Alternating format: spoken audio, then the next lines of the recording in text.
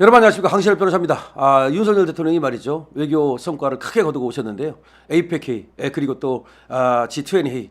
사진 보니까 중앙에 딱 그 센터 본능 좋습니다. 그리고 한미일 관계, 그리고 또 시진핑하고 딱 서서 근데 우리나라 대통령이 대국 대통령 같고 시진핑이 소국 대통령 같은 그런 느낌도 받았습니다. 아니 뭐 대한민국이 뭐 중국만 못한 건 없으니까 어쨌든 간에 윤석열 대통령 대단하다는 생각이 들고요. 그다음에 그 얼굴, 그다음에 그 몸집 등등 당당함 이런 것들이 좋더라고요. 역시 이 국가대표가 말이죠. 그 운동을 할 때도 말이죠. 멋지게 생기고 또 잘생기고 그러면 굉장히 인기가 있지 않습니까? 똑같이 운동을 잘해도 아주 스타일이 멋있으면 말이죠. 세계적인 스타로 떠오르기도 하고 그러는데요. 윤석열 대통령이 이번엔 에이펙이라든가 또 G20 국가 정상회의에 가서 스타로 떠올랐다는 그런 생각이 듭니다. 자, 어쨌든 간에 이제 외교를 잘하고 오셨는데 지금부터는 내치의 시간이죠. 더군다나 이재명이 11월 25일 날 우진교사 선고가 납니다. 그리고 나서 바로 우리가 이제 인적 쇄신, 인사 교체에 들어간다는 거죠. 먼저 지금 대통령실에서 나오는 얘기는요. 용산의 참모를 바꾼답니다. 그래서 용산의 참모 그 수석부터 시작해서 비서관, 행정관 쭉 있는데 역시 이제 수석이 중요하지 않습니까? 이렇게 바꾸고 나서 그 다음에 이제 내각을 바꾸는데 내각은 뭐가 필요해요? 인사청문회 다 이것이 이제 통과가 돼야 되니까 물론 이제 국무총리 같은 경우는 민주당에서 이제 임명 동의를 안 해주면 아예 이제 국무총리가 안 되는 거고 장관이야 뭐 임명 동의를 안 해줘도 할 수는 있지만 그래도 인사청문회를 거쳐야 되니까 아무래도 이제 장관 같은 경우는 조금 더 신경을 써야 되겠죠. 즉 그런 겁니다. 그래서 이제 내각부터 바꿔나간다는 것이죠. 내각에 그러니까 이제 특히 수석이 굉장히 이제 우리한테 관심사죠.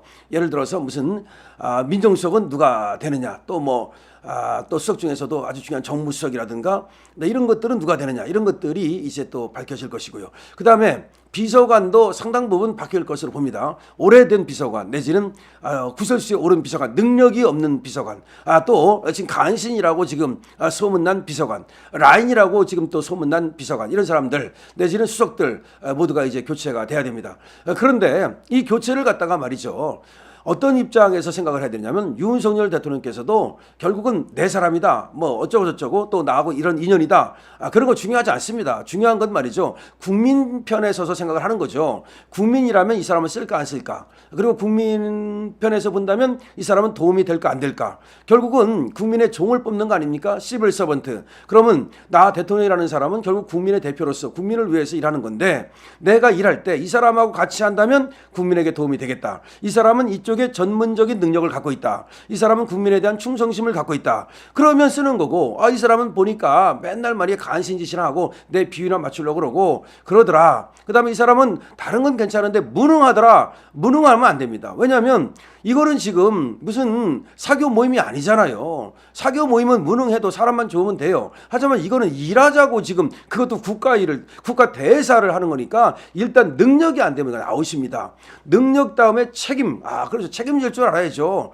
부하들한테 떠밀고 말이죠. 이런 식의 스타일 이거 전혀 안 되죠. 그래서 열정을 갖고 있고 국가에 대한 어떤 충성심, 열정, 그다음에 책임감 있고 그다음에 균형 감각이 있어야 돼요. 그러니까 쭉 이렇게 좀 봐가지고서 너무 외골수로 한쪽으로 뭐 또 이런 거 안 됩니다. 쭉 봐가지고서 균형을 맞출 줄 아는 이런 사람 쓰시면 됩니다. 특히 이 내각도 중요하지만 대통령실 그에 못지않게 중요한 겁니다. 왜냐하면 대통령의 눈과 귀를 얘들이 가릴 수가 있거든요. 그것이 문제가 되는 거 아니겠습니까? 그 다음에 얘들이 간신질을 할 수 있거든요. 간신질은 어디에서 일어나느냐면요. 대통령 주위에서 일어나요. 그러니까 간신들은 괜찮은 사람, 훌륭한 사람이 들어오는 걸 막아요. 왜냐하면 그 사람들이 들어오면 내가 쩌리가 되니까 훌륭한 사람들이 못 들어오게 한다는 거. 그래서 자꾸 모함을 하고 내지는 못 만나게 하고 이 간신이 이렇게 해가지고 나중에는 주위에 간신만 남고 충신은 다 사라지고 충신은 못 들어오게 되는 거예요. 그래서 십상시라는 말이 생겨나는 거거든요. 대통령께서 잘 아실 텐데 그래서 어떤 놈이 간신인가 이거는 반드시 이번에 교체하셔야 됩니다. 그 다음에 이제 내각을 바꿀 때 있잖아요. 내각을 바꿀 때도 이거는 이제 간신이 뭐 이렇게 바로 하기는 쉽진 않아요. 왜냐하면 대통령실 이 안에 있는 게 아니고 저 밖에서 따로 이제 일을 하는 것이기 때문에 장관은 말이죠. 제일 중요한 것이 지도력입니다. 리더십. 왜냐하면 장관은 한 부처의 장이잖아요. 그러니까 용산의 이 어떤 비서하고 또 달라요. 이 비서는 장은 아니잖아요. 근데 국방부 장관 그다음에 뭐 예를 들어서 국토교통부 장관 하나의 그 조직을 이끌어가는 하나의 장이기 때문에 리더십이라는 건 뭐냐면 결국 통솔력이죠. 다른 사람들을 갖다가 끌고 나가면서 말 한마디 하면 딱 힘이 실리고 그다음에 어떤 인품이라든가 능력이라든가 하여튼 전체적으로 그 사람이 이제 리더십이 있는가부터 보면 다 나옵니다. 리더십 그다음에 청렴도 그러니까 어떤 놈들은 계속 어떤 장 맡으면 말이죠. 그걸 이용해 가지고서 어떤 자기 호가호위하고 뭔가 그런 놈들 많잖아. 이재명 같은 놈이 그런 놈 아닙니까? 쉽게 말씀드리면. 그래서 그런 어떤 장을 갖다가 좀 잘 택하셔야 되는데 이때도 말이죠. 중요한 것은 좋은 사람이 들어오는 걸 간신들이 막을 수가 있어요. 사실은 그 사람이 들어와야 되는 건데 그 사람이 어쩌고저쩌고 이렇게 모함을 하고 또 이 사람은 안 들어와야 되는 건데 이 새끼에 대해서는 막 좋은 거 막 부풀려 가지고서 대통령께 올려 가지고서 눈과 귀를 가리는 그런 것이 있을 수가 있거든요.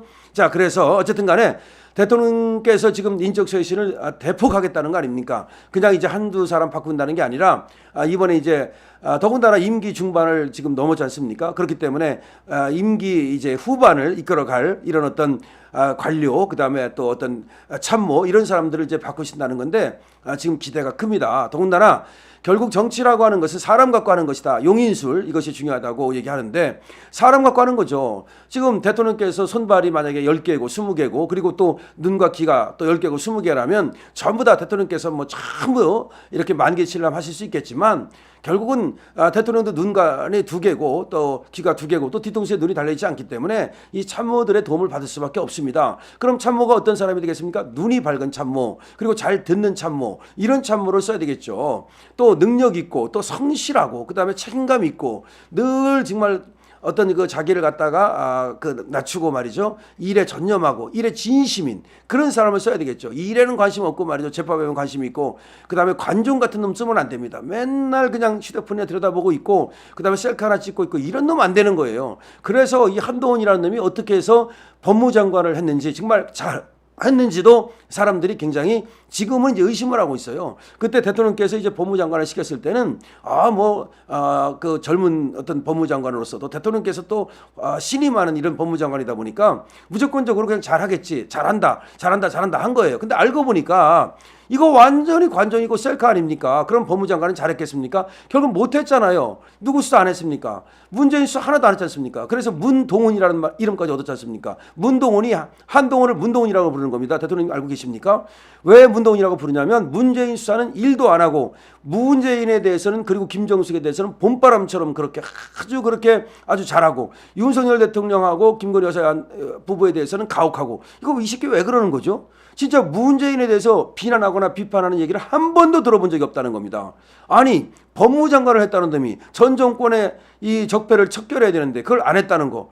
그러니까 우리가 속은 거예요. 그때 이걸 왜 안 하지? 무슨 뭐 대통령께서 안 하시는 건가? 무슨 뜻이 있나? 이랬는데 알고 보니까 결국 문동훈이가 이게 지금 문재인을 갖다가 이제 자기 편으로 만들어가지고 나중에 이 시기가 대통령을 꿈꾸는 겁니다. 그래서 우리 편은 잡아놓은 고기고 우리 이제 자유우파는 잡아놓은 고기고 내 표고 어차피 문재인을 지지하는 저 표까지 내가 가까우면 내가 대통령이 되겠다라고 하는 정말 한심한 생각을 하고 나서 문동훈이 된 겁니다.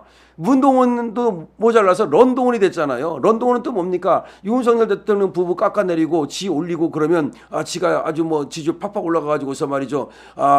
이 새끼가 속으로는 말이죠. 윤석열 대통령 부부에 대한 탄핵까지 생각했는지도 몰라요. 하여튼 이런 자 쓰면 안 됩니다. 이런 자 쓰면 안 된다는 겁니다. 그러니까 한동훈은 실패한 그런 어떤 장관 임명입니다. 그러니까 대통령께서 이런 자 쓰면 안 된다는 거 뼈저리게 느끼셨을 테니까 정말로 말이죠. 앞에 와서 바른 말을 하는 사람이라 하더라도 이 사람은 필요하다라면 쓰십시오. 그리고 간신들은 내치십시오. 강신업 TV입니다.